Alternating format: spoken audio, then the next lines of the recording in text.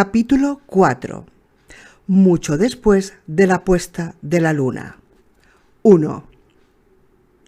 Cabalgó sin descanso casi 2 horas arriba y abajo por lo que ella llamaba la pendiente, sin obligar en ningún momento a Rasher a abandonar el trote, a pesar de que le hubiera gustado que el gran caballo castrado galopara bajo las estrellas hasta que la sangre se le empezara a enfriar un poco. Se enfriará del todo si prestas atención a tu propia persona, pensó, y es probable que ni siquiera necesites enfriarla tú mismo. Los necios son los únicos que están absolutamente seguros de que conseguirán lo que se merecen. Aquel viejo proverbio le hizo pensar en el patizambo con el cuerpo cubierto de cicatrices que había sido el mejor maestro de su vida, y sonrió. Finalmente bajó con su caballo hasta el riachuelo que discurría al pie de la ladera y siguió su curso a lo largo de un par de kilómetros corriente arriba, pasando por delante de varios grupos de caballos que miraron a Rasher con una especie de soñoliento y absorto asombro.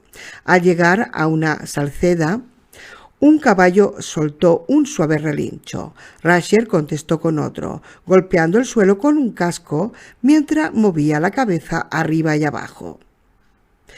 Su jinete agachó la cabeza al pasar por debajo de las ramas de los sauces y de pronto apareció delante de él un rostro inhumanamente blanco cuya mitad superior estaba prácticamente ocupada por unos negros ojos sin pupilas.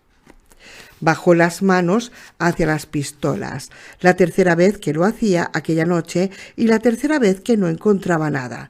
Malditos fueran los dioses. Pero no le importó. Ya había reconocido lo que colgaba de una cuerda delante de sus ojos, aquel estúpido cráneo de grajo. El joven, que actualmente se hacía llamar Arthur Head, lo había desatado de su silla de montar. Le divertía referirse al cráneo como su centinela, más feo que una vieja, pero muy barato de mantener, y lo había colgado allí para gastarle una broma a modo de saludo. Siempre con sus bromas, el dueño de Rasher le propinó un manotazo tan fuerte que rompió la cuerda y lo envió volando hacia la oscuridad. «Vergüenza debería darte, Roland», dijo una voz desde las sombras. El tono era de reproche, pero denotaba una risa contenida burbujeando justo bajo su superficie. Como siempre, Cuthbert era su amigo más antiguo. Las señales de los primeros dientes de ambos estaban grabadas en los mismos juguetes, pero Roland jamás lo había comprendido en muchos aspectos, y no solo por su manera de reírse. Aquel lejano día en que Hux, el cocinero de palacio, tenía que ser colgado por traidor en la colina de la Horca, Cuthbert se moría de terror y remordimiento. Le había dicho a Roland que no podría quedarse, que no podría presenciarlo, pero al final hizo ambas cosas, porque ni las estúpidas bromas ni las fáciles emociones superficiales eran la auténtica verdad de Cuthbert Allgood. Cuando Roland entró en el claro del centro de la salceda, una oscura sombra emergió de detrás del árbol donde se ocultaba. En medio del claro se convirtió en un alto muchacho de estrechas caderas, descalzo con vaqueros y desnudo de cintura para arriba. Sostenía en una mano un enorme revólver antiguo, de una clase que a veces llamaba de barril de cerveza por el tamaño del tambor. «Vergüenza debería darte», repitió Cuthbert, como si le gustara el sonido de aquella expresión que no sonaba anticuada más que en los lugares olvidados y atrasados como Megis. Menuda manera de tratar al centinela, propinándole un tortazo que ha enviado al pobrecito Carilargo a la sierra más cercana. Si hubiera llevado una pistola, lo más probable es que la hubiera hecho pedazos y hubiera despertado a media región. «Sabía que no recorrerías la zona con los revólveres en las caderas», contestó Cuthbert en un suave susurro. «Traes muy mala cara, Roland, hijo de Stephen, pero aquí nadie es tonto aunque esté a punto de cumplir la antigua edad de 15 años. Pensaba que habíamos accedido a utilizar los nombres bajo los que estamos viajando, incluso para hablar entre nosotros. Cadbert adelantó la pierna, apoyó el talón desnudo en la hierba y efectuó una reverencia con los brazos extendidos y las muñecas fuertemente dobladas en una inspirada imitación de un hombre, para quien la corte se había convertido en una profesión. Pero su aspecto también recordaba al de una garza en una marisma, por lo que Roland no pudo por menos que soltar una carcajada, muy a su pesar. Después se rozó la frente con la parte interior de su muñeca izquierda para ver si tenía fiebre. Bien sabían los dioses que dentro de la cabeza se sentía febril, pero la piel por encima de los ojos estaba fría. «Imploro tu perdón, pistolero», dijo Cadbert, con los ojos y las manos todavía humildemente inclinados. La sonrisa del rostro de Roland se desvaneció. «No vuelvas a llamarme así, Cadbert, por favor, ni aquí ni en ningún sitio. No lo hagas si me aprecias». Cadbert abandonó su postura inmediatamente y se acercó al lugar donde Roland todavía permanecía montado en su caballo. Parecía sinceramente avergonzado. «Roland, Will, lo lamento». Roland le dio una palmada en el hombro. «No te preocupes, pero recuérdalo a partir de ahora. Puede que Megis esté en los confines del mundo, pero sigue siendo el mundo. ¿Dónde está Alain? ¿Te refieres a Dick? ¿Dónde crees tú que está?» Cadbert señaló al otro lado del claro, donde un oscuro bulto estaba o bien roncando o bien asfixiándose lentamente. «Ese», comentó Cadbert, «dormiría incluso en mitad de un terremoto». «Pero tú me has oído acercarme y te has despertado». «Sí», dijo Cadbert, estudiando el rostro de Roland con tanta intensidad que éste sintió un poco incómodo. «¿Te ha ocurrido algo? Pareces diferente». «¿De verdad?» «Sí, excitado y como alterado». Si quería hablarle de Susan a Cadbert, aquel era el momento. Decidió sin pensarlo casi todas sus decisiones y por supuesto las mejores las tomaba de la misma manera. No decirle nada. Si se encontraba con ella en la casa del alcalde, también sería la primera vez a los ojos de Cadbert y Elaine. ¿Qué daño podría hacer aquello? «Un poco alterado sí estoy», dijo Roland, desmontando e inclinándose para soltar las cinchas de su silla de montar. «Y he visto además algunas cosas interesantes». «¿Sí? Háblame, compañero del más querido inquilino de mi pecho». «Creo que esperaré hasta mañana, cuando aquel oso se despierte de su letargo. De esa manera solo tendré que contarlo una vez. Además, estoy muy cansado. Pero te voy a decir una cosa. Hay demasiados caballos en esta zona, incluso para una baronía famosa por sus caballos. Francamente, demasiados». Antes de que Cadbert pudiera hacerle alguna pregunta, Roland retiró la silla del lomo de Rasher y la depositó al lado de 3 jaulas de mimbre atadas entre sí, con una correa de cuero para poder ajustarlas a la grupa de un caballo. Dentro, 3 palomas con unos anillos blancos alrededor del cuello zureaban en tono adormilado. Una de ellas sacó la cabeza de debajo del ala, echó un vistazo a Roland y volvió a esconderla. «Perfectamente», picoteando y cagando alegremente en su paja. «Para ellas, estos son unas vacaciones. ¿Qué has querido decir con eso de que...?» «Mañana», dijo Cadbert, viendo que no le podría sacar nada más, se limitó a sentir con la cabeza y fue en busca de su flaco y huesudo centinela. 20 minutos después, tras haber descargado, almorzado y dado de comer a Rasher junto con su Boxking y Gluboy, Cadbert ni siquiera era capaz de poner a su caballo un nombre normal, como lo hubiera hecho cualquier persona en su sano juicio. Roland se acostó en su saco de dormir y, contemplando las últimas estrellas que aún quedaban en el cielo, contempló a Cadbert, que se había vuelto a dormir tan fácilmente como se había despertado al oír el rumor de los cascos de Rasher. En cambio, Roland jamás en su vida se había sentido tan desvelado. Su mente Retrocedió un mes atrás, a la habitación del prostíbulo, donde su padre se había sentado en la cama de la puta mientras él se vestía. Las palabras de su padre, lo sé desde hace 2 años, habían reverberado en su cabeza como el sonido de un gong. Y él sospechaba que lo seguirían haciendo a lo largo de toda su vida. Pero su padre tenía muchas más cosas que decir sobre Marten, sobre la madre de Roland, que más que pecadora había sido objeto del pecado de otros, sobre los devastadores que se llamaban así mismos patriotas, y sobre John Farson, que había estado efectivamente en Cresia y que había desaparecido de aquel lugar ya, desvaneciéndose, tal como tenía por costumbre hacer, como el humo en medio de un vendaval. Antes de irse, él y sus hombres habían incendiado, prácticamente arrasado hasta los cimientos Indrie, la sede de la baronía. Las víctimas de la carnicería se habían contado por centenares y quizá no fuera de extrañar que a partir de aquel momento Cresia hubiera renegado de la afiliación y hubiera hablado a favor del hombre bueno.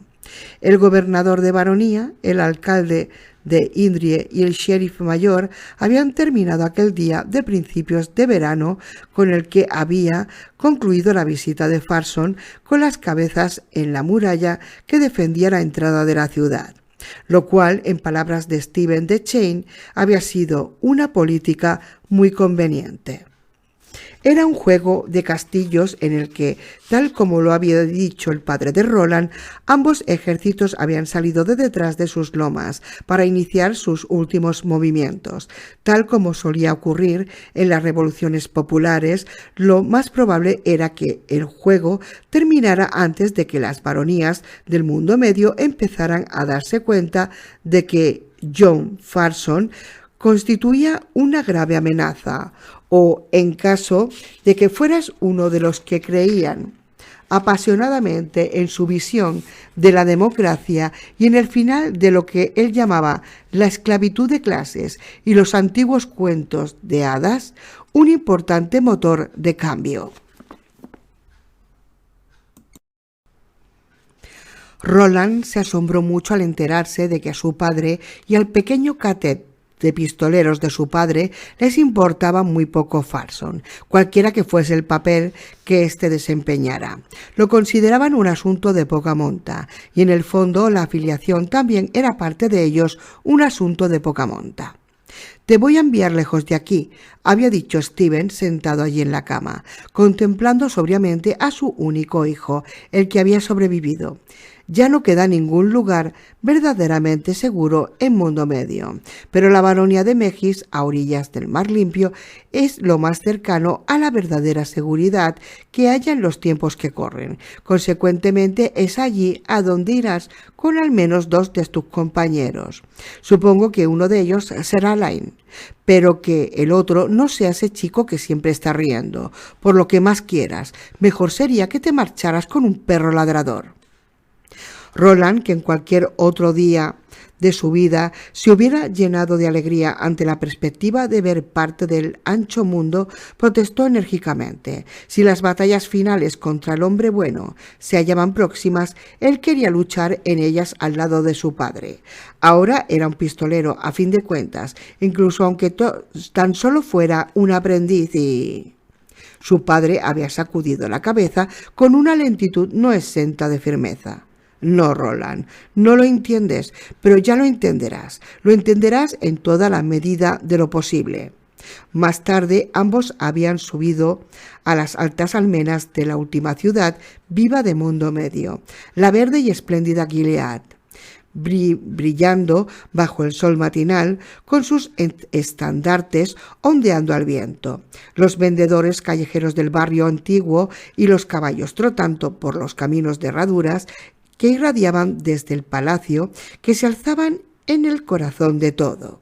Su padre le había revelado más cosas, no todas, y él había comprendido alguna más, aunque no todo ni mucho menos, pues su padre tampoco lo comprendía todo. Ninguno de los dos había mencionado la Torre Oscura, pero esta ya figuraba en el pensamiento de Roland como una posibilidad semejante a una nube de tormenta en el lejano horizonte. ¿Era la torre la verdadera razón de ser? ¿No un devastador con ínfulas que soñaba con gobernar mundo medio, ni el mago que había seducido a mi madre, ni la bola de cristal que Steven y su partida de pistoleros habían esperado encontrar en Cresia, sino la Torre Oscura? No lo había preguntado, no se había atrevido a preguntarlo. Ahora se revolvió en su saco de dormir y cerró los ojos. Inmediatamente vio el rostro de la chica, volvió a sentir sus labios contra los suyos, aspiró el perfume de su piel. Experimentó inmediatamente una sensación de calor desde la coronilla hasta la base de la columna vertebral y una sensación de frío desde la base de la columna hasta las puntas de los dedos de los pies. Después recordó el brillo de sus piernas cuando desmontó a Rasher y también el brillo de su ropa interior bajo la falda fugazmente levantada, y entonces las sensaciones del frío y calor cambiaron de sitio. Creo que Roland se ha enamorado, chicos. La puta se había llevado su virginidad, pero no lo había besado. Había apartado el rostro cuando él había intentado besarla. Le había permitido hacer todo lo que quisiera menos eso. En aquellos momentos él había sufrido una amarga decepción, pero ahora se alegraba. El ojo de su mente adolescente, inquieto y penetrante a la vez, contempló la treza que bajaba por la espalda de la chica hasta su cintura, los suaves hoyuelos que se formaban en las comisuras de su boca cuando sonreía, la cadencia de su voz y su anticuada manera de expresarse. Recordó la sensación de sus manos en sus hombros cuando se había puesto de puntillas para besarle, y pensó que hubiera sido capaz de entregar todas sus posesiones a cambio de volver a percibir la sensación de aquellas manos tan suaves y firmes, y su boca en la suya. Intuía que era una boca que no sabía mucho de besos, pero por poco que supiera, ya sería algo más de lo que sabía él. Ten cuidado, Roland. No permitas que tus sentimientos por esta chica provoquen el derrumbamiento de algo. De todos modos, no es libre. Ella misma te lo ha dicho, no está casada, pero sí comprometida de algún modo. Roland distaba mucho de ser la inflexible criatura que con el tiempo llegaría a ser, pero las semillas de aquella inflexibilidad ya estaban en él. Unas cosas pequeñas y duras que a su debido tiempo se convertirían en árboles de raíces profundas y frutos amargos. Ahora se abrió una de aquellas semillas y de ella brotó una primera y afilada hoja. Lo que se ha comprometido se puede descomprometer y lo que se ha hecho se puede deshacer. Nada es seguro, pero yo la quiero. Roland está colgadito por esta chica. Sí, eso era lo único que sabía, y lo sabía también como conocía el rostro de su padre. La quería. No como había querido a la puta que, desnuda en la cama y con las piernas separadas, le había mirado con los párpados entornados, sino como quería comer cuando estaba hambriento o beber cuando estaba sediento. De la misma forma supuso en que quería arrastrar el polvoriento cuerpo de Marten detrás de su caballo por el camino real de Gilead, en castigo por lo que el mago le había hecho a su madre. La quería la chica llamada Susan. Roland se recostó sobre el otro lado, cerró los ojos y se quedó dormido. Su descanso fue muy ligero y estuvo poblado por sueños cruelmente poéticos que solo los muchachos adolescentes pueden tener. Unos sueños en los que la atracción sexual se junta con el amor romántico y ambos resuenan con una fuerza que jamás volverán a tener. En aquellas sedientas visiones, Susan Delgado apoyaba una y otra vez las manos en los hombros de Roland, lo besaba una y otra vez en la boca, le decía una y otra vez que se acercara a ella por primera, que estuviera con ella por vez primera, que la viera por vez primera y que la viera muy bien.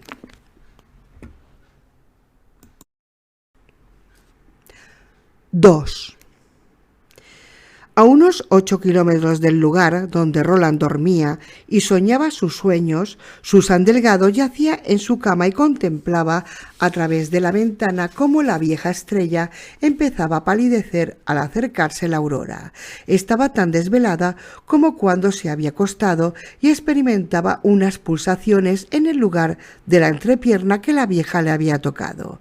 Era una sensación turbadora, pero ahora ya no le resultaba desagradable porque lo asociaba con el chico al que había conocido por el camino y había besado impulsivamente bajo la luz de las estrellas.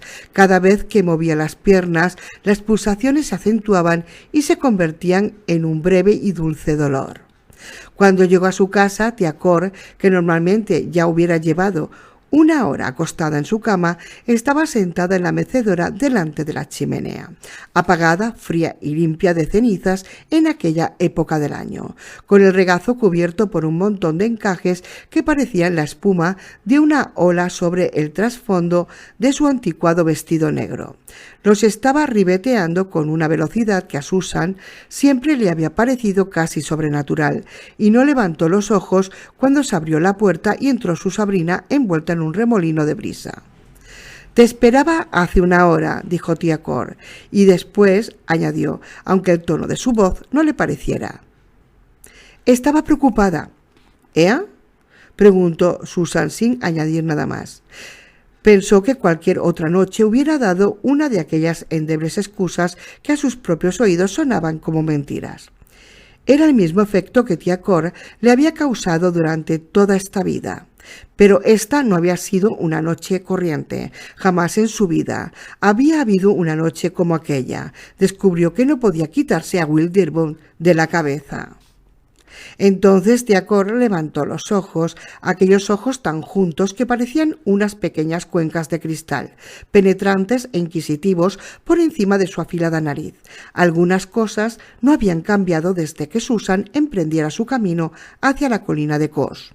Aún podía sentir los ojos de su tía recorriendo el rostro y el cuerpo como si fueran unos cepillitos de la ropa de ásperas cerdas. «¿Por qué has tardado tanto?», dijo tía Cor. «¿Ha habido algún problema?». «Ningún problema», contestó Susan, pero por un instante recordó a la bruja de pie a su lado junto a la puerta, asiéndole de la trenza entre sus dedos nudosos. Recordó que le había preguntado a Rea si ya había terminado su tarea, impaciente por marcharse. «Puede que haya otra cosita», le había contestado la vieja, o eso creía ella recordar. Pero ¿qué era aquella cosita? No podía recordarlo. Y además, ¿qué importaba? Se vería libre de Rea hasta que se le empezara a hinchar el vientre con el hijo de Thorin. Y si no, podían empezar a hacer el niño hasta la noche de la siega. Ella no regresaría a la colina de Cos hasta finales de invierno, como muy pronto. Toda una eternidad, y aún podría retrasarse más si ella tardara en concebir. «Caminé despacio de regreso a casa, tía. Eso es todo». «Pues entonces, ¿por qué pones esta cara?», preguntó tía Cor, frunciendo las raras cejas hacia la línea vertical que le arrugaba la frente. «¿Qué cara?», preguntó Susan, quitándose el delantal, anudando las cintas y colgándolo del gancho que había junto a la puerta de la cocina. «Arrebolada, espumosa, como la leche recién ordeñada». Estuvo a punto casi de reírse. Tía Cor, que sabía tan poco de hombres como Susan, sabía de estrellas y planetas. Había dado directamente en el blanco, arrebolada y espumosa. Así era exactamente como se sentía. «Habrá sido el aire nocturno, supongo», contestó ella. «He visto un meteoro, tía, y he oído el rumor de la raedura. Esta noche sonaba muy fuerte». «¿Ea?», preguntó su tía sin el menor interés, regresando al tema que sí le interesaba. «¿Te dolió?». «Un poco». «¿Lloraste?». Susan negó con la cabeza. «Muy bien, mejor que no. Siempre es mejor. He oído decir que a ella le gusta que lloren. Ahora, ¿te entregó algo? ¿Te entregó algo ese coño viejo?». «Ea». Susan se introdujo la mano en el bolsillo y sacó el papel en el que figuraba escrita la palabra «honesta». Lo sostuvo en alto y su tía se lo arrebató de la mano con ansiosa mirada. Cordelia se había pasado aproximadamente el último mes tratándola con dulzura, pero ahora que ya tenía lo que quería y ahora que Susan había llegado demasiado lejos y daba la impresión de que iba a cambiar de idea, había vuelto a ser áspera, arrogante y a menudo recelosa mujer con la que Susan había crecido, la mujer que sufría ataques casi semanales de furia por culpa de su flemático y despreocupado hermano. En cierto modo, era un alivio. Le atacaba los nervios que Cor se pasara un día tras otro interpretando el papel de Sibyl, el hada buena. Ea, aquí está su marca muy bien, confirmó su tía, recorriendo con los dedos la parte inferior de la hoja. Algunos dicen que eso es una garra de demonio, pero a nosotros eso nos da igual, ¿verdad, Sue? A pesar de ser una criatura tan desagradable y horrenda, aún es capaz de conseguir que dos mujeres vivan un poco más y mejor en el mundo. Y solo tendrás que verla una vez más, probablemente hasta fin de año, cuando ya estés bien preñada. Será más tarde, dijo Susan. No tengo que acostarme con él hasta la luna llena del demonio, después de la feria de la siega y la hoguera. Tía Cor la miró boquiabierta de asombro. ¿Así lo ha dicho? ¿Me estás llamando mentirosa, tía?, pensó Susan con una dureza impropia de ella. Por el general, su temperamento se parecía más al de su padre. Ea. Pero, ¿por qué? ¿Por qué tan tarde? Tía Cor estaba visiblemente contrariada. Hasta entonces habían recibido por aquel motivo 8 monedas de plata y 4 de oro, guardadas donde quiera que tía Cor escondiera su dinero.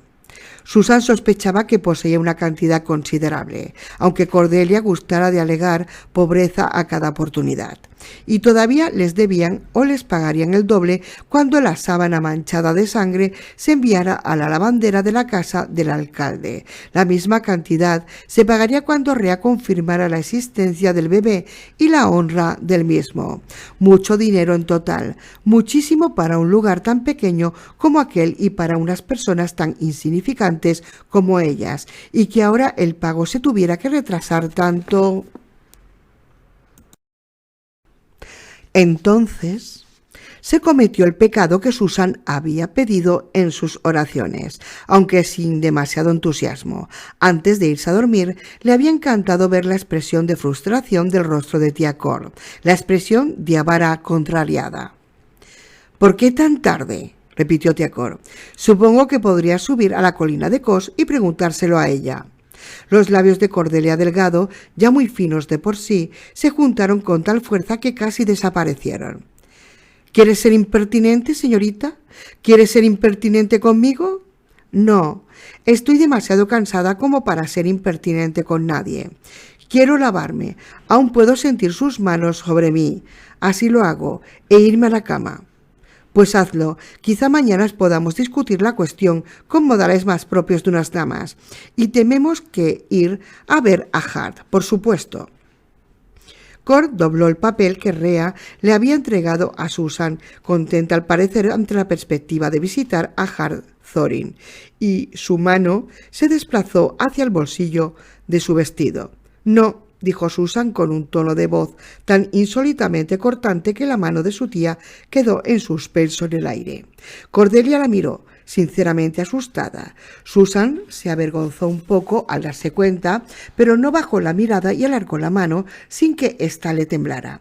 «Soy yo quien ha de guardarlo, tía». «¿Quién te ha dicho que me hables así?», preguntó tía Cor con una voz casi quejumbrosa ante aquel ultraje que era casi una blasfemia. Pensó Susan, aunque por un instante la voz de tía Cor le había recordado el sonido de la raedura. «¿Quién te ha dicho que le hables así a la mujer que ha criado una chica huérfana de madre? ¿A la hermana del pobre y difunto padre de aquella chica?» «Tú ya sabes quién», contestó Susan con la mano todavía extendida. «Debo guardarlo yo y debo entregárselo yo al alcalde Thorin. Me dijo que a partir de aquel momento a ella ya no le importaría lo que ocurriera con el papel, que por ella el alcalde se podía limpiar el trasero con él si quisiera. Susan se alegró al ver el rubor que se encendía en el rostro de su tía al oír sus palabras, pero hasta entonces tendría que permanecer bajo mi custodia. «En mi vida he oído semejante cosa», murmuró tía Cordelia, devolviéndose el mugriento pedacito de papel. «Encomendarle la custodia de un documento tan importante a una chica tan insignificante como tú. Pero no tan insignificante como para ser su Gilly, ¿verdad? Para tenderme bajo él y oír el crujido de sus huesos, recibir su semilla y quizá concebir su hijo». Bajó los ojos hacia su bolsillo mientras aguardaba el trozo de papel para que tía Cor no viera su mirada de resentimiento. «Sube», dijo tía Cor, apartando el montón de espumoso encaje de su regazo y empujándolo hacia el costurero, donde quedó abandonado en un insólito ángulo. «Y cuando te laves, límpiate la boca con especial cuidado.